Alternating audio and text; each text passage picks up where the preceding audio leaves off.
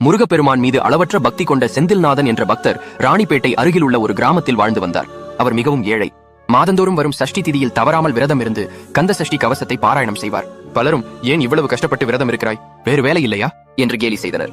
ஆனாலும் செந்தில்நாதன் தன் விரதத்தை விடவில்லை. ஒருமுறை செந்தில்நாதனுக்கு காய்ச்சல் வந்து உடல் நலம் மிகவும் குன்றியது. அதே நாளில் சஷ்டி விரதம் வந்தது. பசியாலும் காய்ச்சலினாலும் உடல் நடுங்கியது. மனைவி எவ்வளவோ வற்புறுத்தியும் இல்லை, சஷ்டி விரதம் இருக்க வேண்டும் என்று அடம் பிடித்தார். அன்று இரவு அவருக்கு கனவில் ஒரு சிறுவன் வந்து, நான் உனக்கு கஞ்சி காய்ச்சி வைத்திருக்கிறேன், குடி என்று கொடுத்துவிட்டு மறைந்தான். விடிந்ததும் செந்தில்நாதன் உடல்நலக் குறைவின்றி சுறுசுறுப்பாக எழுந்தார். வீட்டிற்கு வெளியே புதுப்பானையில் சுவையான கஞ்சி இருந்தது. செந்தில்நாதன் ஆச்சரியப்பட்டார். அப்போது அவர் வீட்டுக்கு எதிரில் உள்ள முருகன் சிலையின் பாதத்தில் ஒரு சிறுவனின் கைரேகைகள் பதிந்திருந்தன. அவருக்கு புரிந்தது, கேலி செய்தவர்கள் மத்தியில் சஷ்டி விரதத்துக்காக முருகனே சிறுவனாக வந்து கஞ்சி கொடுத்து தன் பக்தரை காப்பாற்றியது என்று. அன்று முதல் செந்தில்நாதனின் வறுமை நீங்கியது. அவர் வாழ்க்கையும் இனித்தது.